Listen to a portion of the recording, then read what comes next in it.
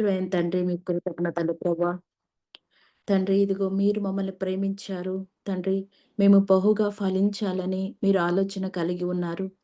మా జీవితాల పట్ల శ్రేష్టమైన ఆలోచనలను, ఉద్దేశాలను మీరు కలిగి ఉన్నారు. జగత్తు పునాదికి మునిపే క్రీస్తులో మమ్మల్ని ఎన్నుకున్నారు. మేము తండ్రి మీ యొక్క రక్తంలో కడుగబడాలని, విమోచించబడిన దేవుని ప్రజలుగా జీవించాలని, మా ద్వారా దేవుని నామము హెచ్చించబడాలని మీరు ఆలోచన కలిగి ఉన్నారు. మా జీవితాలలో మీ సంకల్పములన్నిటినీ కూడా నెరవేరుస్తున్న విధానాన్ని బట్టి కూడా నేను స్తుతిస్తున్నాను.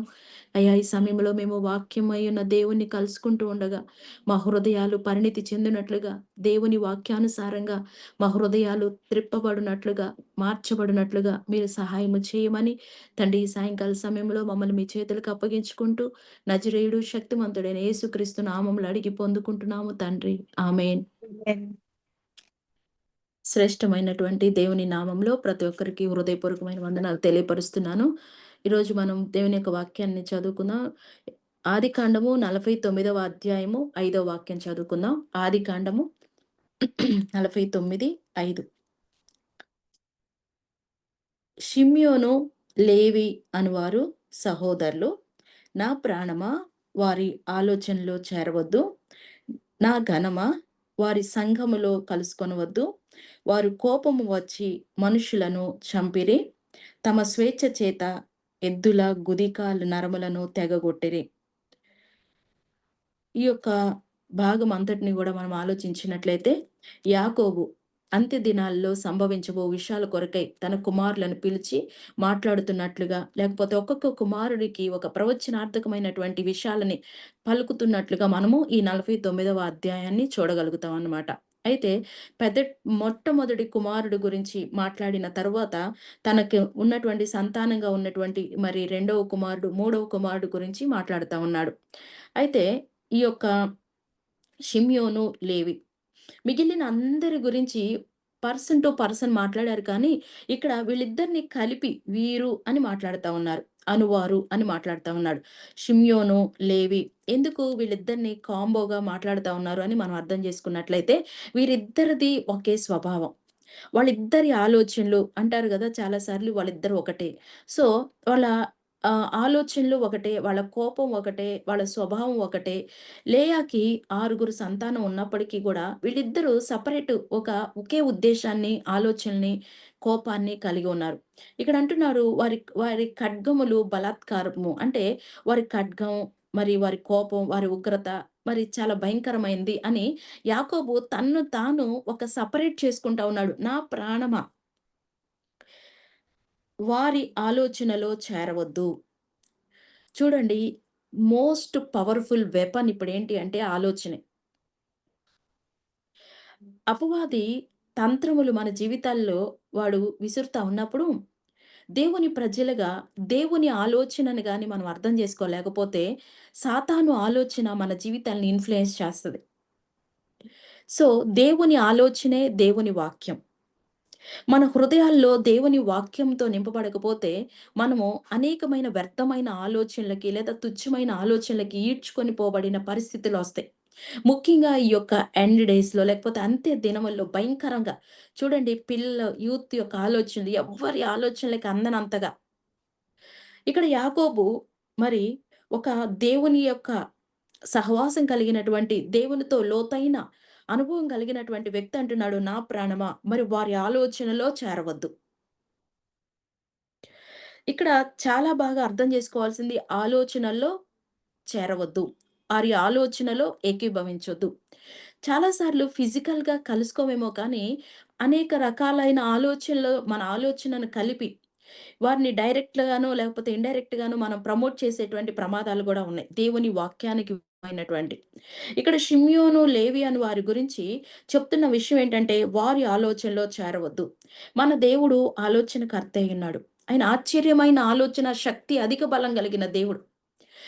దేవుని ప్రజలుగా ఆయన ఆలోచన తీసుకోవడానికి బదులుగా, మన సొంత ఆలోచనలైనా, లేకపోతే అపవాది సంబంధితమైనటువంటి వాక్య విరుద్ధమైనటువంటి ఆలోచనలైనా మన జీవితాన్ని ఇన్‌ఫ్లూయెన్స్ చేస్తే, మనము క్రీస్తులో నిలిచి ఉండడానికి బదులుగా, క్రీస్తులో ఫలించడానికి బదులుగా, ఆయనతో అంటుకట్టడానికి బదులుగా, ఆ యొక్క దైవ సంకల్పంలో నుంచి మనం పక్కకి వెళ్ళిపోయేటువంటి అతి భయంకరమైన ప్రమాదం ఉంది. మనిషి ఆలోచన వెళ్ళే చోటకి మనిషి వెళ్తాడు అని మరి మనం చూడగలుగుతాం. ఫస్ట్ మన ఆలోచనతోనే ప్రారంభమవుతది ఏ విషయమైనా. ఇస్కరియోతు యూదా గురించి మనం ఆలోచిస్తే, ఇస్కరియోతు యూదా దేవునితోనే ఉన్నాడు. దేవుని పరిచర్యలో ఉన్నాడు.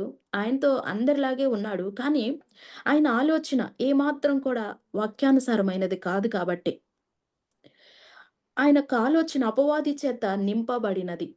ఆ యొక్క ఆలోచన యొక్క ముగింపు మనం గాని చూస్తే మొట్టమొదట దేవుని ప్రణాళికలోంచి పక్కకు వెళ్ళిపోయాడు. దేవుడు శ్రేష్టమైనటువంటి ఉన్నతమైన పిలుపుతో మరి 12 మంది శిష్యుల్ని ఎన్నుకున్నారు. ఆ ఎన్నిక దేవుడు పిలుచుకున్న పిలుపులోనే సమస్తమైనటువంటి ఏర్పాటుని, ప్రొవిజన్‌ని దేవుడు ప్రొవైడ్ చేస్తాడు. కానీ అత్యాశ, ఆ యొక్క దురుద్దేశము, లేకపోతే ఆ చెడు ఆలోచన ఎంతలాగా తీసుకొని వెళ్ళిందంటే, సాక్షాత్తు లోక రక్షకుడిని అప్పగించే అంతగా. ఆలోచనలు మొదట్లో చిన్నగానే ప్రారంభించబడతాయి. కానీ వాటి ముగింపులు భయంకరంగా ఉంటాయి. మూల్యాలు చెల్లించలేనంత భయంకరంగా ఉంటాయి. చివరికి రియలైజ్ అయ్యాడు. నీతిమంతుని ప్రాణం నేను కావాలని ఇలాగా చేశా. ఇదంతా నా వల్లే జరిగిందని పశ్చాత్తాపడ్డాడు గానీ నో రిజల్ట్. అందుకనే మనము అవేర్‌నెస్ కలిగి ఉండాలి. దేవుని ప్రజలుగా మన ఆలోచనలు. మనం ఆదికాండంలోనే చూస్తాం గదా! దేవుడు హృదయంలోని, తలంపులోని ఆలోచనలు అంటే ఆలోచనలు గూడా దేవుడు పరీక్షిస్తున్నాడు. దావీదు తన కుమారుడైన సొలొమోనుతో ఒక అద్భుతమైనటువంటి మాటను చెప్తాడు. దేవుడు హృదయాలను పరిశోధించే దేవుడు. ఆయన ఆలోచనలు గూడా చూస్తాడు. ఆలోచనలన్నిటిని, సంకల్పములన్నిటిని ఎరిగిన వాడై ఉన్నాడు. నీవు ఆయన్ని తెలుసుకొని హృదయపూర్వకంగా, మనోపూర్వకంగా ఆయన్ని సేవించు. ఆయనను వెతికిన ఎడల ఆయన నీకు ప్రత్యక్షమవుతాడు. అంటే హృదయానుసారుడని పిలువబడుతున్న దావీదు తన నెక్స్ట్ జనరేషన్ అయినటువంటి కుమారుడైనటువంటి సొలొమోనుకి ఏం చెప్తున్నాడంటే, దేవుడు హృదయములను పరిశోధించువాడు, ఆలోచనలన్నిటిని, సంకల్పములన్నిటిని ఎరిగిన వాడై ఉన్నాడు. దినవృత్తాంతాల మొదటి గ్రంథం 28 అధ్యాయము 9 వాక్యం. దినవృత్తాంతాల మొదటి గ్రంథం 28 అధ్యాయం 9 వచనం. అంటే దావీదు జీవితంలో అంత హెచ్చింపుకి కారణం ఏంటి అంటే, హృదయ పరిశోధకుడైనటువంటి దేవుణ్ణి అర్థం చేసుకున్నాడు. చిన్న చిన్న పడిపోవాల్సిన పరిస్థితులొచ్చినప్పుడు మరలా వెంటనే పశ్చాత్తాపపడే అనుభవంలోకొచ్చేవాడు. అందుకే హిస్సోపుతో నన్ను కడుగు, హిమము కంటే తెల్లగా నన్ను చెయ్. తెలిసి తెలియక ఏదైనా తన హృదయాన్ని, తన మనస్సుని ఇన్‌ఫ్లూయెన్స్ చేసేదుంటే, అది తీసివేయమని ఎప్పటికప్పుడు ప్రభువుతో కనెక్ట్ అయ్యి, దేవుని వాక్యంతో అనుసంధానం చేయబడి హృదయంలో దేవుని యొక్క ప్రయారిటీస్ కలిగి ఉండడం మూలాన దావీదు జీవితాన్ని దేవుడు ఎంతగా హెచ్చించాడో మనందరికీ తెలుసు. అందుకే కుమారుడికి బోధిస్తా ఉన్నాడు. దేవుడు హృదయాన్ని పరిశోధించేవాడు. ఆయన ఆలోచనలు కూడా సంకల్పాలన్నిటిని మనం ఏం ప్లాన్ చేస్తా ఉన్నాం. ఈ తరములో అటువంటి కాన్షియస్‌గా దేవుని సన్నిధిలో మన బిడ్డలు ఆయన్ని వెతకాలని మనం ప్రార్థన చేయాలి. సాక్షాత్తు తండ్రి అంటున్నాడు, "నా ప్రాణమా నువ్వు వారితో చేరకు, వారి ఆలోచనలో చేరకు." వారి నుంచి వచ్చేటువంటి ఆలోచనలు ఆ ఇద్దరి చెడిపోయిన స్వభావమే. వారి ప్రాణం లేకపోతే వారికున్న కోపం, వారికున్నటువంటి స్వభావం అతి భయంకరమైందని మనం అర్థం జేసుకోవచ్చు.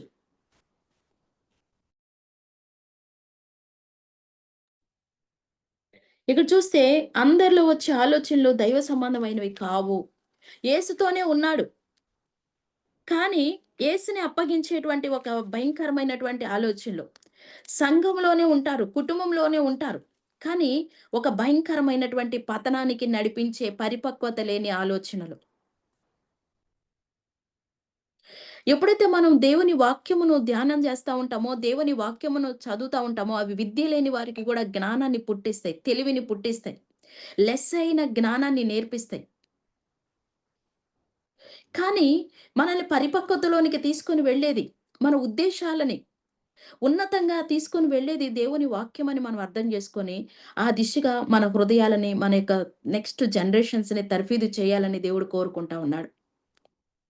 యాకోబు జీవితంలో మనందరికీ తెలుసు. ఎట్లాంటి పరిస్థితి నుంచి దేవుడు ఎలాగ పరిణితి చెందిన స్థితిలోనికి గాడ్‌లీ ఎన్‌కౌంటర్ జరిగిన తరువాత,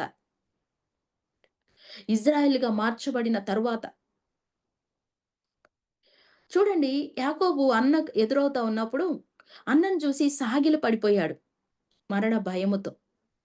అదే యాకోబు ఇంకా ఆత్మలో స్థిరపడిన తరువాత, దేవునితో తన యొక్క అనుబంధం లోతుల్లోనికి వెళ్ళిన తరువాత, సంవత్సరములు జరుగుచుండగా దేవుని కార్యములు నూతన పరచబడుతున్నాయి అన్నట్లుగా, ఆ దేవునితో ఒక నూతనమైన బంధాన్ని పెంచుకుంటూ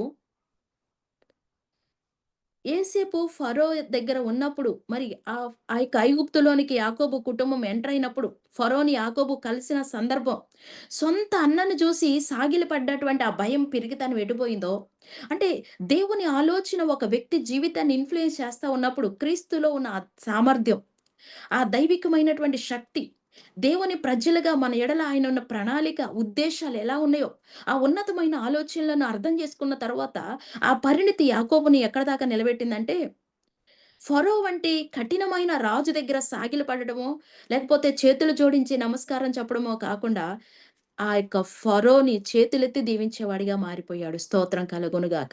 అంటే ఆ దేవుని యొక్క జ్ఞానం, దేవుని ఆలోచన అర్థమైనటువంటి ఆ స్థితి ఏంటి అంటే, పారిపోయే పిసినారి లాగా కాకుండా, లేకపోతే ఒక పిరికితనంలో కాకుండా, సింహం వలె ధైర్యంగా ఉండేటువంటి ఆ యొక్క స్వభావంలోనికి మరి యాకోబు ఎదిగినట్లుగా మనం చూస్తాం.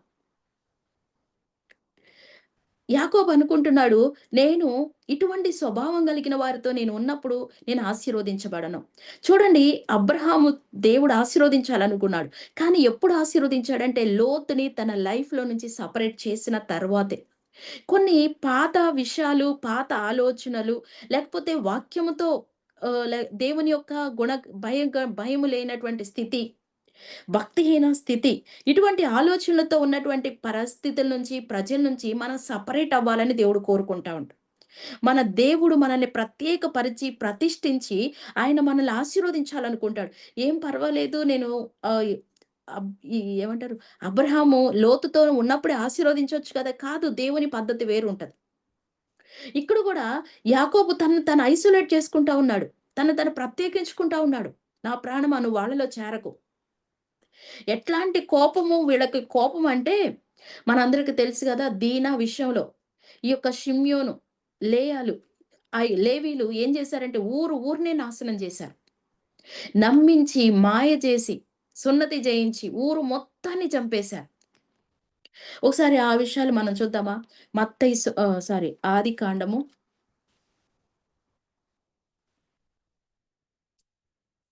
34వ అధ్యాయము.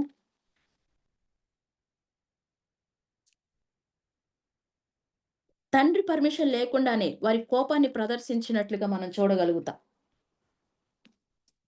29, 30 వచనాలు మనం చూస్తే ఆదికాండము 34. చదవమంటారా సిస్టర్? చదవండి సిస్టర్. 29, 30. వారి ధనము యావత్తును తీసుకొని వారి పిల్లలనందరినీ వారి స్త్రీలను చెరపట్టి ఇండ్లలోనున్నదంతయు దోచుకొనిరి. అప్పుడు యాకోబు షిమ్యోనును లేవీని చూచి, మీరు నన్ను బాధపెట్టి ఈ దేశ నివాసులైన కనానీయులలోను పెరిజ్జీయులలోను అసహ్యునిగా చేసితిరి. చాలండి. నా థాంక్ జనసంఖ్య యూ సిస్టర్. 25థ్ కూడా చదువుతా ఒకసారి. 20, 25. ఓకే, పైన హ్మ్. పైకి చదువుతున్నాను. 25. 34వ అధ్యాయము మూడవ 25వ వచనం. మూడవ దినమున మూడవ దినమున వారు బాధపెట్టుచుండగా బాధపడుచుండగా యాకోబు కుమారులలో ఇద్దరు అనగా దీనా సహోదరులైన షిమ్యోనును లేవీయు తమ కత్తులు చేతపట్టుకొని ఎవరికీ తెలియకుండా ఆ ఊరి మీద పడి ప్రతి పురుషుని చంపిరి. చాలండి. ఇక్కడ చూడండి, అన్యజనుల మధ్యలో యాకోబుని అసహ్యునిగా చేసింది లేవి, షిమ్యోను చేసిన పని. అంటే ఎవ్వరికీ తెలియకుండానే వారి యొక్క యుద్ధాయుధాలను పట్టుకొని, మరి మిగిలిన నలుగురు బ్రదర్స్ ఉన్నారు గదా! లేయాకి పుట్టిన మిగిలిన కొడుకులకి రావాలి గదా కోపం. దీనా చేసినటువంటి ఆ పనికి ఈ స్టోరీ అందరికి తెలుసు కాబట్టి నేనెక్కువ వివరణ ఇవ్వట్లేదు. మిగిలిన అన్నలందరికీ బాధ కలగాలి గదా! కానీ వీళ్ళ యొక్క కోపం, ఉద్రేకం లేకపోతే వీరి ద్వారా రేపబడుతున్నటువంటి ఆ భయంకరమైనటువంటి ఉగ్రత చూడండి. వాళ్ళిద్దరే ముందుకు వెళ్ళినట్లుగా మనం చూస్తా ఉన్నాం. కత్తులను చేత పట్టుకొని ఎవ్వరికీ తెలియకుండా ఊరి మీద పడి, వారికి సున్నతి చేయించి, మరి వాళ్ళ చెల్లెల్ని ఇస్తానని చెప్పి, భయంకరమైనటువంటి కోపిష్ఠులుగా ఇక్కడ వీళ్ళు మనం చూడగలుగుతా ఉన్నాం. మనం కింద వచనాలు ఇప్పుడు 49వ అధ్యాయంలోనికి వచ్చినట్లయితే, ఏడో వచనంలో మనం చూడగలుగుతాం. వారి కోపము వేండ్రమైనది, వారి ఉగ్రతయు కఠినమైనది. అవి శపించబడును. యాకోబులో వారిని విభజించెదను, ఇజ్రాయెల్‌లో వారిని చెదరగొట్టెదను. మనందరికీ తెలుసు కోపము భయంకరమైన డేంజర్ అని. మన యొక్క శత్రువు ఎవరో కాదు. చాలా సార్లు మనలో ఉన్న కోపం, మన కోపం వలన బ్లడ్ రిలేషన్స్‌ని మిస్ అవుతా ఉంటాం. మన కోపం వలన చర్చిని మిస్ అవుతా ఉంటాం. కాపరిని మిస్ అవుతా ఉంటాం. ఎన్నో రిలేషన్ దేవుడు మనకిచ్చిన వాల్యుబుల్ రిలేషన్‌ని మనం మిస్ అవ్వడానికి ఇక్కడ చూడండి ఒక తండ్రి తనను తను సెపరేట్ చేసుకుంటా ఉన్నాడు. ఈ కోపిష్ఠులతో నువ్వు వెళ్ళొద్దు, కలవొద్దు, వీరి ఆలోచనలతో నువ్వు జాయిన్ అంటే వాళ్ళు ఏం పోగొట్టుకున్నారు? ఒక అభిషిక్తుడైన తండ్రిని మిస్ అవుతా ఉన్నారు. గుడ్ రిలేషన్ మిస్ అవుతా ఉన్నారు. ఒక గాడ్‌లీ పీపుల్‌ని మిస్ అవుతా ఉన్నారు. చెప్తా ఉన్నాడు ఆయన ఒక ప్రొఫెసీ చెప్తా ఉన్నారు. యాకోబులో వారిని విభజించెదను. ఈ విషయాన్ని గురించి ఒక మాట మనం ఆలోచిస్తే ద్వితీయోపదేశకాండం తీయక్కర్లేదు 33 అధ్యాయంలో ఇదే బ్లెస్సింగు. ఈ యొక్క 12 గోత్రాల గురించి మోషే బ్లెస్సింగ్ ఇస్తా ఉన్నప్పుడు ఆ యొక్క ఆశీర్వాదంలో లేవి ఉన్నాడు కానీ మరి షిమ్యోను లేడు. కారణం ఏంటంటే సమస్యకు కారణమైన వాడిని దేవుడు విడగొట్టేస్తాడు. నిజానికి రూట్ కాజ్ ఎవరు? ఈ కోపానికి మూలం ఎవరంటే షిమ్యోను. లేవీని ఇన్‌ఫ్లుయెన్స్ చేస్తా ఉన్నాడు. లేవి ఆ ఆలోచనలో చేరాడు. లేవి ఆ ఆలోచనలు అంటే క్రూరమైనటువంటి మొట్టమొదట ఉద్దేశ్యం ఎవరిది అంటే షిమ్యోన్‌ది. దేవుడు అన్నీ క్షుణ్ణంగా అసలు లేవీకి రాలేదు ఆలోచన. దీనా విషయంలో ఊరు మీద పడి వాళ్ళని చంపాలనే ప్లాన్ ఎవరిది అంటే షిమ్యోన్‌ది. దాన్ని సపోర్ట్ చేసింది లేవి. సో, అంతరంగాలు పరిశోధించే దేవుడు మనము డైరెక్ట్‌గా పాల్గొన్నా, ప్లాన్ చేసినా, లేకపోతే ఆ ప్లాన్ చేసిన వాళ్ళకి సపోర్ట్ చేసినా అన్నీ దేవుడు చూస్తూనే ఉంటాడు.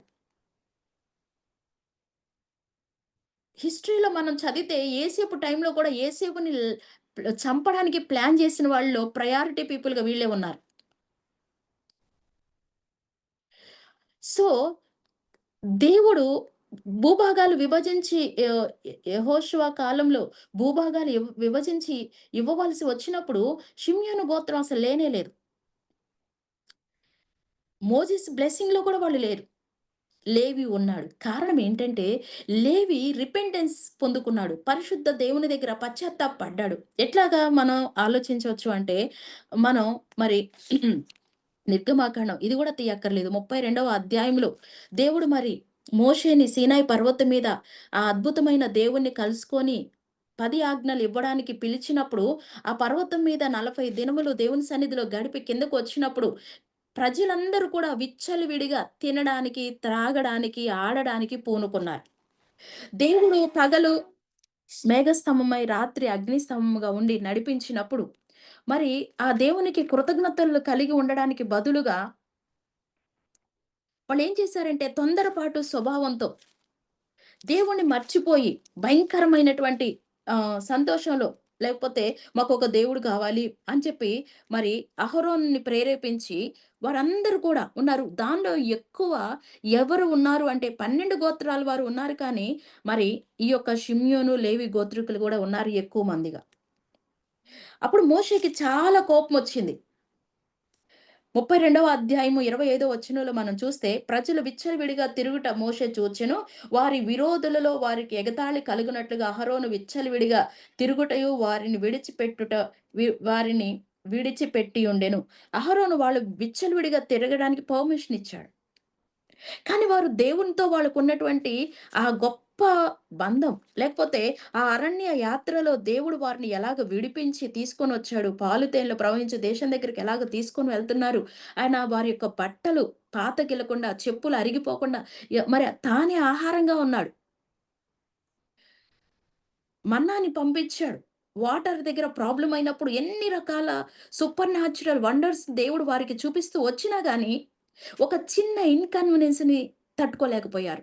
అంటే చూడండి, ఒక మనిషి ఆలోచన ఎంత పతనంలోకి తీసుకొని వాల్యూస్ మిస్ అయ్యేలాగా, ఈ దేవుడు వారి మూల్గులు విని దిగివచ్చి, ఫరో హృదయాన్ని కఠినం చేసి, మరలా ఫరో హృదయాన్ని మెత్తన చేసి, ఓ ప్లాన్ ఇచ్చి, ఐగుప్తీయుల యొక్క వస్తువులన్నీ కూడా వారి ఆస్తిని దోచుకునేలాగా చేసి, వారిని మునిగేలాగా చేసి, ఒక సామాన్యమైన విషయం కాదు.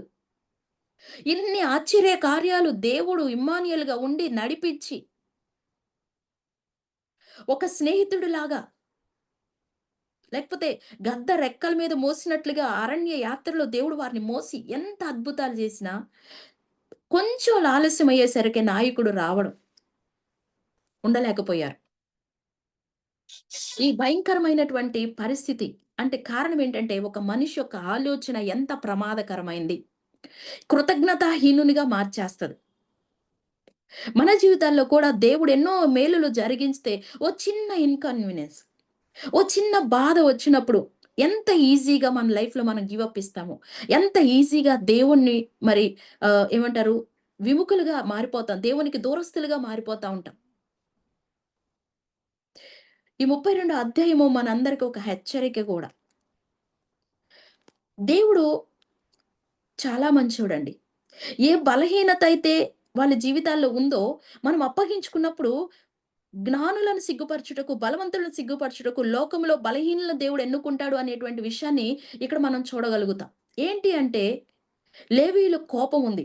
అదే కోపాన్ని దేవుడు తీసుకొని తన కొరకై, తన పని కొరకై, తన ప్రణాళిక కొరకై వాడుకున్నారు. ఎట్లాగా అంటే, ఇప్పుడు దాకా మీ చెల్లికి వ్యతిరేకంగా లేచిన ఊరు మీద పడి చంపారు గదా! ఇక్కడ దేవుని యొక్క నామానికి అవమానంగా ప్రవర్తించినటువంటి వీరందరి విషయంలో కఠినంగా ఉండమని మోషే ద్వారా దేవుడు ఒక సవాలును పంపించాడు. ఒక్కరిని గూడా తల్లని, చెల్లని, అక్కని, రక్త సంబంధికులని, రిలేషన్స్ అని, ఎమోషన్స్ అని చూడొద్దు. వీళ్ళందరిని కూడా చంపాలి అని చెప్పాడు. కారణం ఏంటంటే, దేవునికి అవమానం కలిగించేలాగా వీరు జీవించారు. దీని యొక్క వివరణ అంతా గూడా మనం ద్వితీయోపదేశకాండం 33:8లో చూడొచ్చు. దేవునికి వ్యతిరేకంగా లేచిన వారి గురించి దేవుడిచ్చినటువంటి ఒక హెచ్చరిక. లేవి మోషే వచ్చి ఒక విషయాన్ని అడుగుతాడు. మీలో దేవుని పక్షంగా, యెహోవా పక్షంగా ఉన్నవాళ్ళెవరో నా వైపుకి రండి అంటే, వాళ్ళు తింటూ, వాడుతూ ఉన్నారే గానీ, ఎవరు కదలలేదు. కానీ లేవీయులొచ్చి అర్థం చేసుకున్నారు. ఓకే, దేవుడు లేకుండా మా జీవితాల్లో ఏది లేదు. మాకు దేవుడు కావాలి. మా ప్రయారిటీ గాడ్ అయ్యుండాలి. ఇంత మేలులు అనుభవించిన మేము ఇలా ఉండడం సరైన పద్ధతి కాదు అని మోషే ఒక ఇన్విటేషన్ ఇవ్వగానే అతి త్వరగా రెస్పాండ్ అయిపోయి మోషే పక్కకొచ్చేసారు. ఇప్పుడు మోషే అంటున్నాడు, మంచిది వచ్చారు కదా! మీ చెల్లి కొరకు మీరు ఊరు మీద పడి ఊరిని కోపంతో వారందరూ ఉండకుండా వారిని చేశారు గదా! ఇప్పుడు అదే రోషం దేవుని కొరకు. అదే రోషం కలిగి ప్రార్థన చేయండి. అదే కోపాన్ని ఇప్పుడు దైవికమైన కోపంగా, దేవుని రోషంగా, ఏలియా నేనొక్కడనే నిలబడ్డానని చెప్పినట్లుగా, ఇప్పుడు మీరొక్కళ్ళే నిలబడి దేవుని మహిమ కొరకు నిలబడి, వీరందరిని ఏ ఎమోషన్స్ మీకు అక్కర్లేదు. ఏ రిలేషన్స్ మీకు అక్కర్లేదు. వీళ్ళందరిని చంపాలి అని చెప్పి దేవునికి అవమానంగా ప్రవర్తించిన వారి విషయంలో కండిషన్ పెట్టినప్పుడు, వాళ్ళు నిజంగా అలాగే ఉన్నారండి. అంటే వాళ్ళ జీవితం ద్వారా ఆళ్ళేం చెప్పారంటే, మాకు దేవుని మహిమే ముఖ్యమైన విషయం. ఈ లోకంలో ఉన్న బంధాలు, బంధుత్వాల కంటే కూడా అందుకే నా నామం నిమిత్తం తల్లినైనా, తండ్రినైనా విడిచిపెడితే, ఈ లోకంలో, పరలోకంలో వారి బహుమానం అధికం అవుతదనే మాట మనం నూతన నిబంధనలో చూస్తాం. అది పాత నిబంధనలో లేవీయుల జీవితంలో జరిగింది.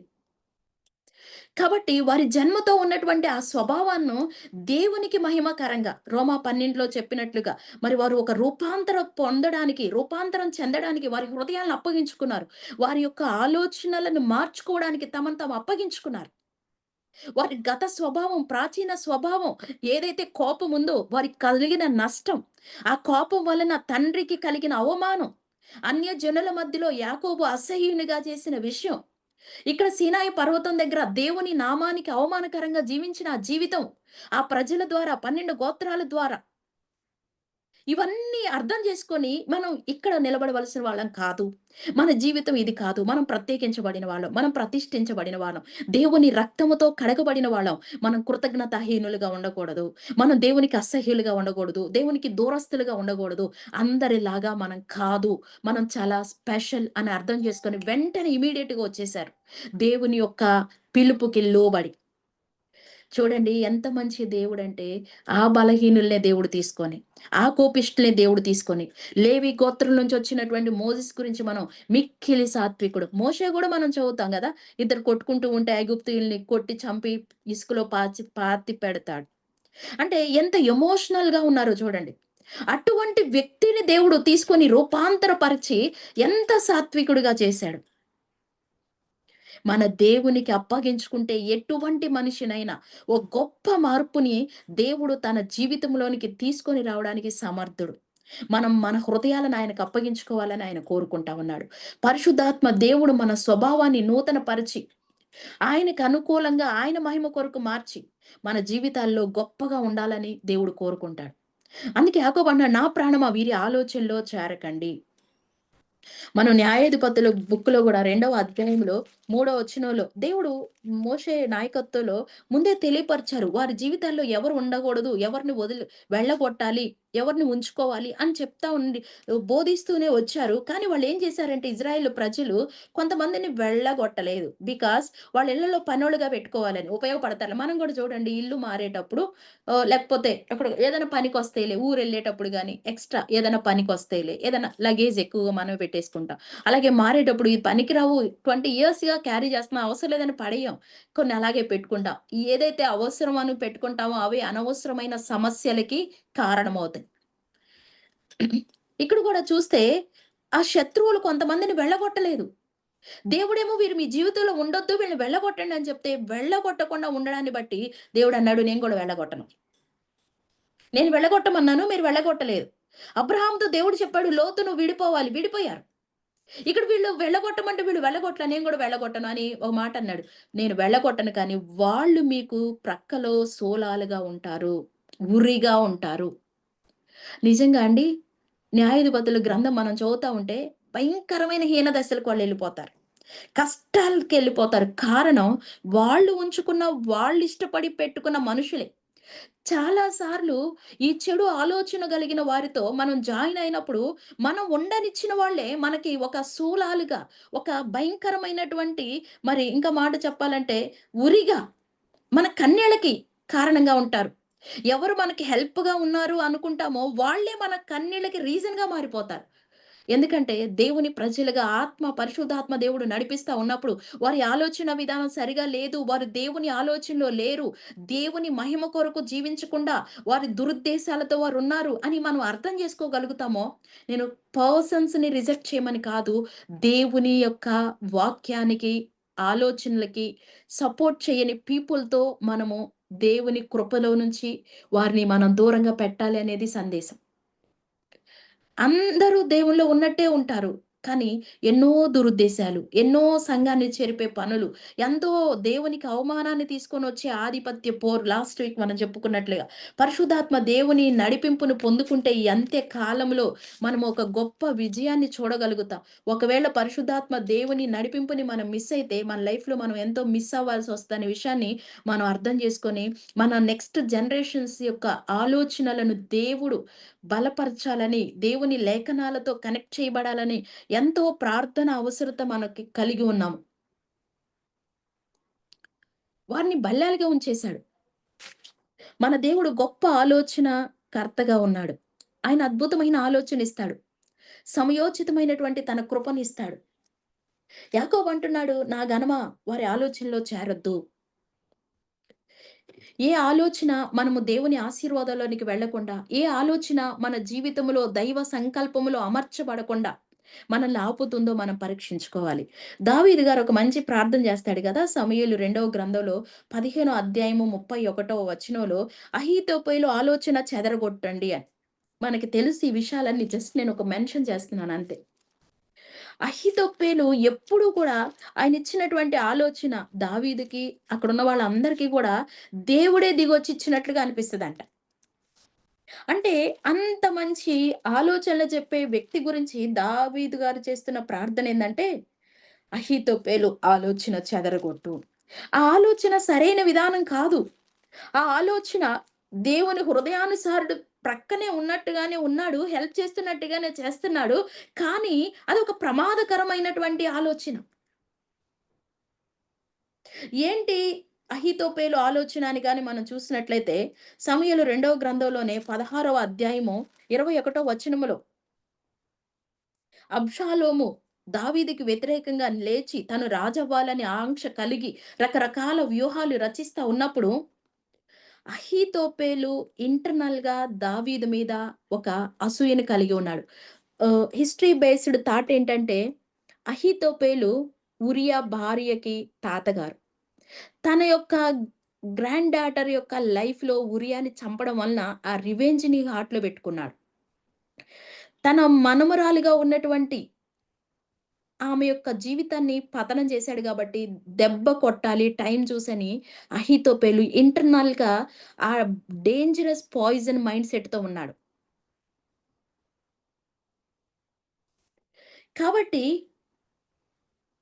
దావీదు కొరకు టైం కొరకు కనిపెట్టుకొని దావీదు టీమ్‌లోనే ఉన్నాడు. దావీదుకి సపోర్ట్ చేస్తున్నట్టే ఉన్నాడు.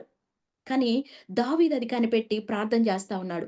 అహీతోపెలు ఆలోచనలు చెదరగొట్టు. మనం గూడా ప్రార్థన చేయాలి. దేవా! మా మీద దైవ సంకల్పాలు నెరవేరకుండా, మా బిడ్డల జీవితంలో, మా జీవితంలో దేవుని కృపలో మేము ఎదగకుండా డిస్టర్బ్ చేసే ప్రతి ఈవిల్ థాట్‌ని మా లైఫ్‌లో పనిచేయకుండా ఆ వెపన్‌ని విరగ్గొట్టని మనం గూడా ప్రేయర్ చేసుకోవాలి.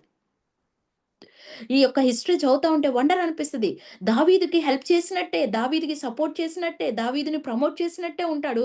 కానీ దావీదు వెనక గోతులు తీస్తున్న ఆలోచనలు అహీతోపెలు కలిగి ఉన్నాడు. బెత్షెబ విషయంలో తన లోపల ఇంటర్నల్ పెట్టుకున్నాడు ఒక ద్వేషాన్ని. ఇప్పుడు మనం 16వ అధ్యాయంలో ఆ విషయాలన్నీ గూడా మనం చూడగలుగుతాం. అహీతోపెలు ఎందుకంటే దావీదుని దగ్గరగా ఉండి పరిశీలించాడు గదా! అహీతోపెలు అబ్షాలోముకి సలహా ఇస్తా ఉన్నాడు. మీ నాన్నని దెబ్బ కొట్టాలంటే, మీ నాన్న ఇంటికి వెళ్లి ఆయన వీక్‌గా ఉన్నప్పుడు, లేకపోతే ఆయన లేనప్పుడు ఉపపత్నులతో ఉండమని. 21వ వచనంలో చూస్తే నీ తండ్రి ఇంటికి కావలి ఉంచబడిన ఉపపత్నుల యొద్దకు నీవు పోయిన ఎడల, నీవు నీ తండ్రికి అసహ్యుడివైతివి. ఇశ్రాయేలందరూ తెలుసుకుందురు. అప్పుడు నీ పక్షమున ఉన్న వారందరూ ధైర్యం తెచ్చుకుందురని చెప్పెను. కాబట్టి మేడ మీద వారు అబ్షాలోమునకు గుడారము వేయగా, ఇశ్రాయేలందరికీ తెలియనట్లుగా అతడు తన తండ్రి ఉపపత్నులను కూడెను. చూసారా ఎంత డేంజర్ థాట్ ఇచ్చాడో?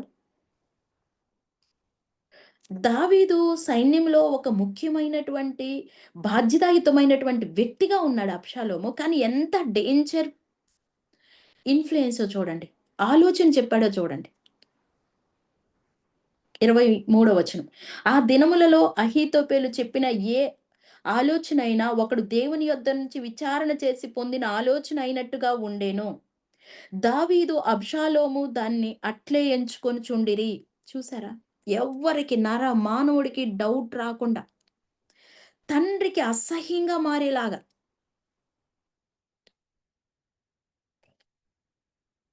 ఎంత ప్రమాదకరమైన మనుషులతో మన జీవితాలు ముడిపడి ఉన్నాయో చూడండి. అందుకనే దేవుని ఆలోచన పొందుకొని ప్రతి దినము ఫ్రెష్ అనాయింటింగ్, ప్రతి దినము దేవా నువ్వు నన్ను నా నా జీవితం మీద మీరు ఇన్‌ఫ్లూయెన్స్ తీసుకోనండి. ఆయన కాపరి. వ్యర్థమైన గాఢాంధకార చీకటిలోనికి ఒక్క ఆలోచనలో అపశృతి వస్తే మన లైఫ్ జీవిత కాలం కొలాప్స్ అయిపోద్ది. జీవితాలు తారుమారైపోతాయి. ఎంత డేంజరస్ డెసిషనో చూడండి. తరువాత హూషై అనేటువంటి ఒక వ్యక్తి కూడా తన ఆలోచన ఇస్తా ఉన్నాడు. "ఒరేయ్ పిచ్చోడా! అహీతోపెలు ఇచ్చింది మంచి ఆలోచన కాదు.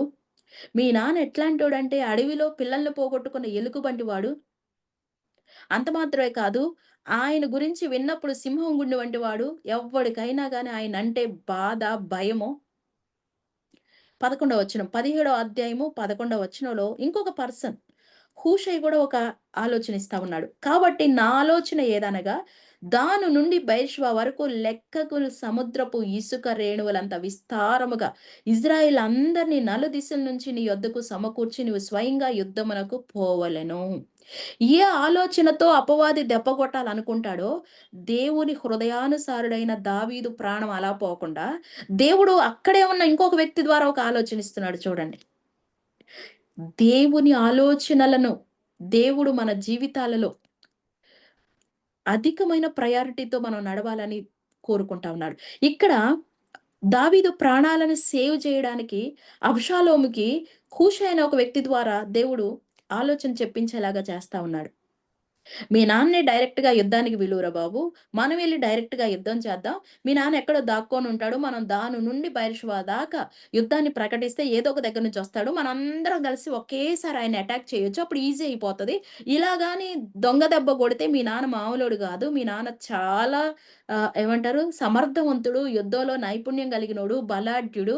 ఆయన ప్రావీణ్యత కలిగిన వాడు యుద్ధంలో. కాబట్టి ఇలా దొంగ దెబ్బ కొట్టకూడదు. మనం డైరెక్ట్‌గానే రాజమార్గంలోనే యుద్ధానికి వెళ్దామని ఒక మంచి సలహా చెప్తాడు. సరే 14 వచనంలో చూస్తే అబ్షాలోమును, ఇజ్రాయేల్ వారందరూ ఆ మాట విని అర్కీయుడగు హూషై చెప్పిన ఆలోచన అహీతోపెలు చెప్పిన దానికంటే యుక్తమని ఒప్పుకొనిరి. ఏలయనగా యెహోవా అబ్షాలోము మీద ఉపద్రవము రప్పింపగలందుకై అహీతోపెలు చెప్పిన యుక్తిగల ఆలోచన వ్యర్థము చేయ నిశ్చయించియుండెను. చూడండి అహీతోపెలుకి డేంజరస్ థాట్ అబ్షాలోముకి ఎక్కిద్దామని చూసాడు గానీ, నేను చెప్తున్నా మనము దేవుని హృదయానుసారంగా, దేవుని ఆలోచనలతో దావీదుని ఎక్కడైనా గమనించండి. రిపీటెడ్‌గా ఒకే ప్లేస్‌కి యుద్ధానికి వెళ్ళాల్సొచ్చినా, ఆ ఊరు నాకు తెలుసు. నేను మళ్ళా ఎళ్లి యుద్ధం చేస్తా. ఆల్రెడీ ఎళ్ళొచ్చిందే, తెలిసిందే. నాకన్నీ బాగా తెలుసు. నాకన్నీ వచ్చు అని ఎళ్ళిపోవట్ల. దేవా! ఎళ్ళాలా వద్దా? 10 సార్లు ఎళ్ళాల్సొచ్చినా ప్రార్థన జేస్తాడు. దేవుడు ఒకసారి వెళ్ళమంటున్నాడు. అదే ప్లేస్‌కి, అదే లొకేషన్‌కి ఒకసారి వద్దంటున్నాడు. వెళ్ళమన్నప్పుడు ఎందుకెళ్ళొద్దయ్యా? పోయినసారి ఎళ్ళా గదా! ఇప్పుడెందుకొద్దు? అది తెలిసిందైనా, అది వచ్చిందైనా, అది బాగా అర్థమైనా, దేవా ఇప్పుడెళ్ళమంటావా? నిన్నట్లాగా ఈరోజు ఉండదు. నిన్న పరిస్థితి వేరు, ఈరోజు ఇంకో పరిస్థితి.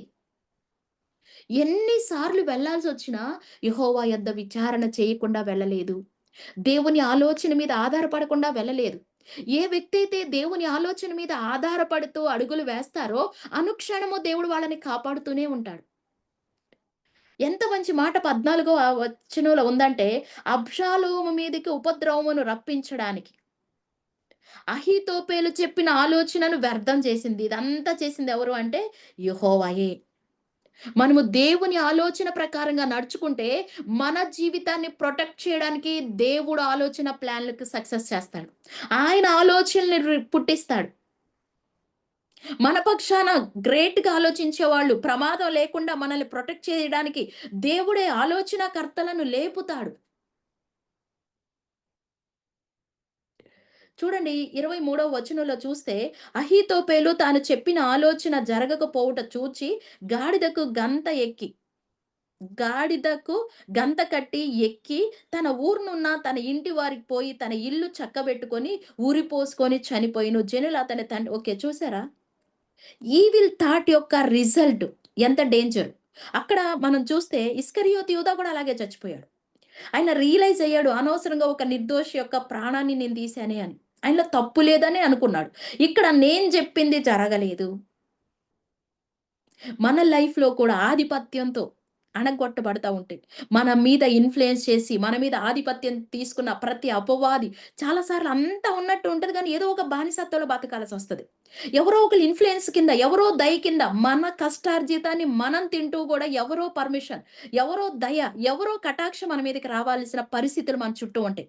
అటువంటి బానిసత్వపు కట్లను దేవుడు తెంచివేయును గాక. ఒక గొప్ప దేవుని స్వేచ్ఛలో మనమందరూ ఆశీర్వదించబడినట్లుగా దేవుడు మనల్ని నింపును గాక. ఆయన ఆలోచన జరగకపోవడం అంటే సాతాను మన జీవితంలో ఇన్‌ఫ్లూయెన్స్ చేయకుండా దేవుడే దానంతట అదే ఓడిపోయేలాగా లేకపోతే ఆ సాతాను తంత్రములన్నీ కూడా లయపరిచి ఒక శ్రేష్టమైనటువంటి విధానంలో దేవుడు దావీదుని సేవ్ చేసినట్టుగా మనం చూస్తాం. యోబు గ్రంథం 12వ అధ్యాయంలో ఒక మాట మనం చదువుకోగలుగుతాం. యోబు గ్రంథం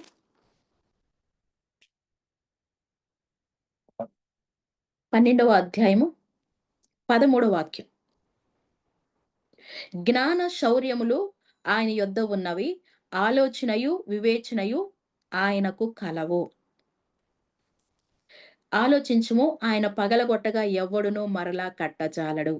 ఆయన మనుష్యులలోని చెరలో ఆయన మనుష్యుని చెరలో మూసివేయగా తెరుచుట ఎవరికీ సాధ్యము కాదు. ఆయన గొప్ప జ్ఞాన శౌర్యం కలిగిన వాడు. ఆయన ఒక వ్యక్తిని సేవ్ చేయాలనుకుంటే సేవ్ చేస్తాడు. ఒక వ్యక్తిని బైండ్ చేయాలనుకుంటే బైండ్ చేస్తాడు. ఒక వ్యక్తి జీవితంలో ఆయన డిసైడ్ అయినటువంటిది. 16 వచనం. బలమును, జ్ఞానమును ఆయనకు స్వభావ లక్షణములు. మోసపడువారును, మోసపుచ్చువారును ఆయన వశమున ఉన్నారు. ఆయన జ్ఞాన శౌర్యము కలిగిన వాడు. బల ఘనతలు, బలము, జ్ఞానము ఆయన దగ్గర ఉంది. ఆయన స్వభావం.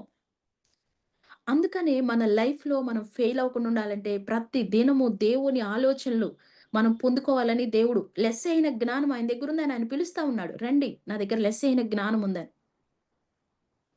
జస్ట్ ఓరల్‌గా మనం మాట్లాడుకోవాల్సొస్తే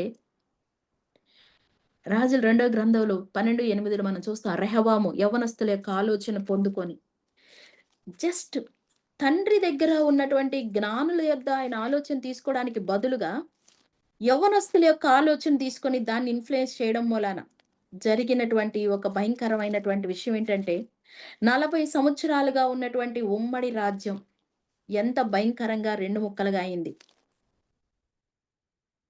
సారీ, మొదటి రాజుల గ్రంథం 12 చదవక్కర్లేదు గానీ మనందరికీ తెలుసు. జస్ట్ నేనొక రిమైండ్ చేసుకుంటున్నాం అంతే మనం.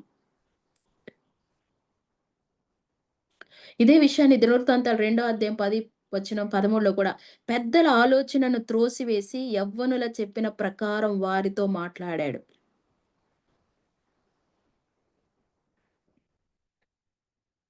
అంటే నాన్నగారి యొక్క పరిపాలనలో ఆయన ఎంత వైభవంగా ఉండడానికి కారణం ఏంటి?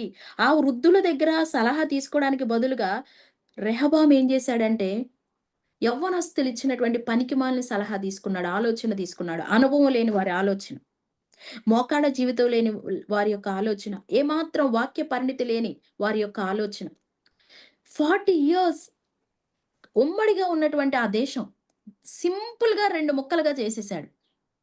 మన జీవితాల్లో కూడా అనేకమైనటువంటి విషయాలు జరగడానికి, ఈజీగా బ్రేక్ అయిపోవడానికి, అనేక మిస్ అయ్యటానికి మనము తీసుకున్న తొందరపాటు ఆలోచనలు, సలహాలు కావచ్చు.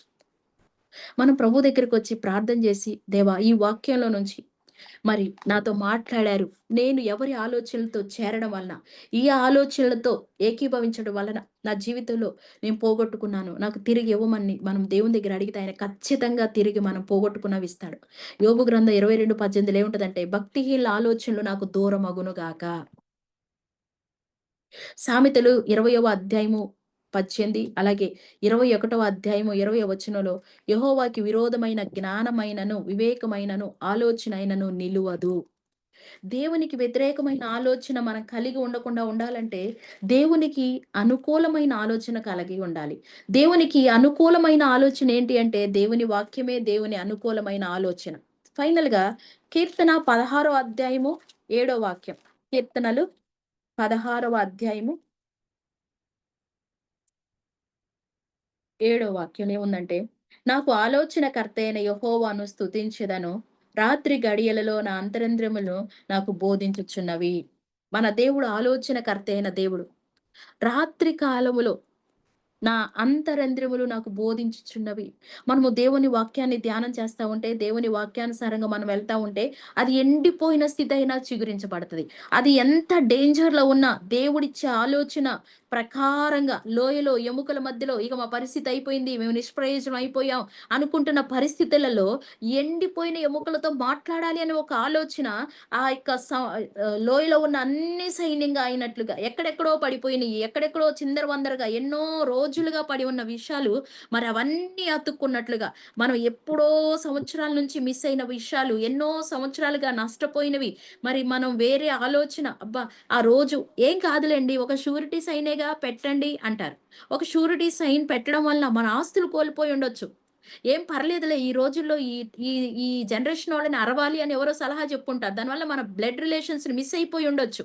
మనం ఏమేమి పోగొట్టుకున్నామో, ఎంత దూరంగా అయిపోయినాయో పరిస్థితులు. మరలా మనం ప్రభు దగ్గరకొస్తే ఆలోచనకర్త అయిన దేవుడు మనకు ఆలోచన ఇచ్చేటువంటి ఆ గొప్ప దేవుని యొక్క కృపను మనం పొందుకుంటే, మరలా తిరిగి మన పరిస్థితులన్నిటిని కూడా ఆయన మనకి బోధించి, తిరిగి పోగొట్టుకున్నవన్నీ పొందుకునేలాగా కృపను అనుగ్రహిస్తాడు.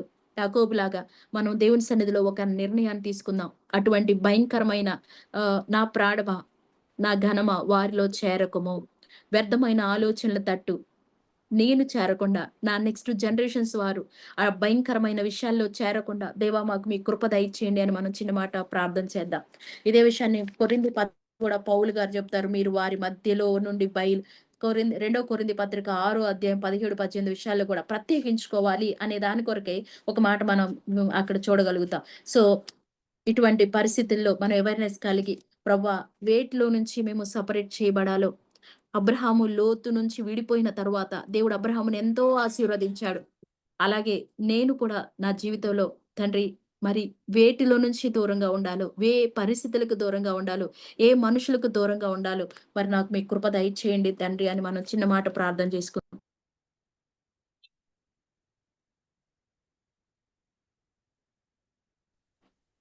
పరిశుద్ధుడైన తండ్రి మీకు కృతజ్ఞతలు ప్రభా, స్తుతులయ్యా. యేసయ్య ఈ సాయంకాల సమయంలో ప్రభా యాకోబు ప్రవచన రీతిగా తన కుమారుల విషయంలో తండ్రి అంత్య దినాల్లో సంభవింపబో విషయాల కొరకై ఒక ప్రవచనార్థకమైన ప్రార్థన చేస్తా ఉన్నాడు. వారి విషయంలో పలుకుతా ఉన్నాడు.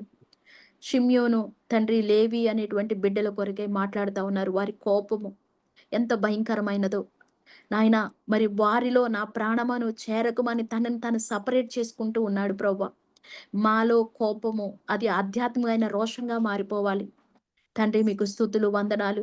ఏ విషయాలు మా జీవితంలో ముందుకు వెళ్ళకుండా, మేము తండ్రి క్రీస్తులో స్థిరంగా ఉండకుండా, ఇంకా అనేక రకములైనటువంటి ఇరుకులో ఉండిపోవడానికి కారణమవుతున్నాయి. అవన్నీ తీసివేయమని ప్రార్థిస్తున్నాను. సమస్యలకు కారణమైనటువంటి షిమ్యోను గోత్రం తండ్రి మరసలు లేకుండానే, రికార్డ్స్‌లో లేకుండానే తుడిచివేయబడింది. యేసయ్యా నీ కృప దయచేయమని ప్రార్థిస్తా ఉన్నాను ప్రభా. మా లైఫ్‌లో అనవసరమైనవి ఏమున్నాయో, వ్యర్థమైనవి ఏమున్నాయో వాటన్నిటిలో నుంచి మాకు విడుదల దయచేయండి. మీ ఆలోచనలతో మా ఆలోచనలు కలిచి తండ్రి మా జీవితాలు ముందుకు వెళ్ళడానికి సహాయం చేయమని ప్రార్థిస్తున్నాను.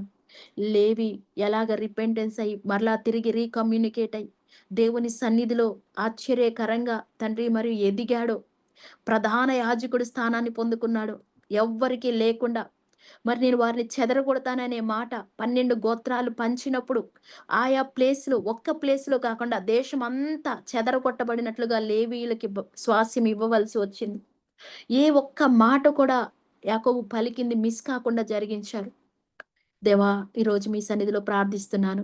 దేవుని వాక్యమును ఎరిగి, దేవుని వాక్యము యందలి భయం కలిగి, మీ సన్నిధిలో ప్రవర్తించినట్లుగా, నిలుచున్నట్లుగా మాకు జ్ఞానమును దయచేయమని ప్రార్థిస్తున్నానయ్యా. తండ్రి ఇక్కడ ఉన్నటువంటి ప్రతి బిడ్డ కొరకై ప్రార్థిస్తున్నా. నెక్స్ట్ జనరేషన్స్‌ని దేవుని కొరకు యోగ్యముగా నిలబెట్టడానికి, శ్రేష్టమైన ఆలోచన, లెస్సైన ఆలోచన వద్దకు వారిని నడిపించటానికి తల్లులుగా నీ గొప్ప అభిషేకం మా అందరికీ దయచేయమని ప్రార్థిస్తున్నాను ప్రభువా. అపవాది ఆలోచనల మీదే దెబ్బ కొడతా ఉన్నాడు. ఆలోచనలు వ్యర్థమవ్వడం వల్ల డిప్రెషన్‌లోకి, డిజార్డర్‌లోకి లైఫ్‌లో వెళ్ళిపోయి డిస్ట్రాయ్ అయిపోతా ఉన్నాయి ప్రభువా. ఆలోచనలను స్వస్థపరచండి. మనస్సును స్వస్థపరచండి. హెల్తీ థాట్స్‌ని తండ్రి మీరు మాకు అనుగ్రహించమని ప్రార్థిస్తున్నాను ప్రభువా. ఫిజికల్‌గా ఎంత హెల్తీగా ఉన్నా మా థాట్స్ తండ్రి హెల్తీగా లేకపోతే మా లైఫ్‌లే డిస్ట్రాయ్ అయిపోతాయి అని గ్రహించుకొని, అపవాది ఆలోచనల మీద దెబ్బ కొడుతూ ఉంటే, వాడి యొక్క తంత్రములను తిరగకొట్టే దేవుని వెపన్స్ అయిన దేవుని మాటలను, ఖడ్గములను ప్రభువా మా చేతిలో పట్టుకోవడానికి, వాక్యం అనే ఖడ్గము ద్వారా అనునిత్యము పోరాడడానికి, విజయమును పొందడానికి మాకు మీ కృప ఇక్కడున్నటువంటి పెద్దలందరి కొరకే స్తుతిస్తున్నాను ప్రభువా. వారికిచ్చిన ఈ శ్రేష్టమైన భాగ్యం కొరకు, ఆసక్తి కొరకు, కృప కొరకు మీకు వందనాలు. బలపరచండి. మీ నామాన్ని హెచ్చించండి. దీర్ఘాయువును దయచేయండి. ఆరోగ్యమును దయచేయండి. వారి కుటుంబాలకు క్షేమము దయచేయండి. భద్రత దయచేయండి. సమాధానము దయచేయమని ప్రార్థిస్తున్నాను. అక్కరగా ఉన్న వారి ప్రతి అవసరతను కూడా మీరు తీర్చమని ప్రార్థిస్తున్నాను ప్రభువా. అలాగే డాక్టర్ ఆంటీ గారి కొరకు కూడా వందనాలు. మీ దాసురాల్ని కృపగల హస్తపు నీడలో భద్రపరుస్తూ, మీ కరుణాహస్తం తోడుగా ఉంచి, ఆరోగ్యాన్ని దీర్ఘాయునిచ్చి, అనేకులకు ఒక శ్రేష్టమైన దీవెనకరమైన తల్లిగా అషేరు వద్ద ఆహారం ఉన్నదనే దీవెనలో నుంచి అనేకులకు దేవుని మాధుర్యమనే మాటలనే ఆహారమును పంచిపెడుతున్న ఆ తల్లి మీదకి నీ కృప కలుగును గాక. యేసయ్య మీకు వందనాలు. మంచి ఆరోగ్యమును దయచేయండి. తనకున్నటువంటి దేవా ఆ యొక్క హెల్పర్స్‌ని కూడా మీరు దీవించండి. నీ కృపలో వారు తండ్రి మంచి ఆరోగ్యవంతులుగా ఉండినట్లుగా సహాయం చేయమని ప్రార్థిస్తున్నాను. మమ్మల్ని అందరిని మీ కృపగల హస్తాలకు అప్పచెప్తూ మా కుటుంబాన్ని, మా సంతానాన్ని, మేము వెళ్తున్న సంఘాలని, సంఘ కాపరులను మీరు దీవించమని, మీరు మాకు అప్పగించినటువంటి బాధ్యతల్లో, మీరు మాకిచ్చినటువంటి పనులను మేము నమ్మకంగా, సామర్థ్యం కలిగి చేయనట్లుగా మాకు శక్తిని, జ్ఞాన హృదయమును దయచేయమని, మీ ఆలోచన చేత నిత్యము నడిపించబడినట్లుగా సహాయం చేయమని, యేసుక్రీస్తు నామములో అడిగి వేడుకొంచున్నాము తండ్రి. ఆమేన్. ఆమేన్. పరలోక ప్రార్థన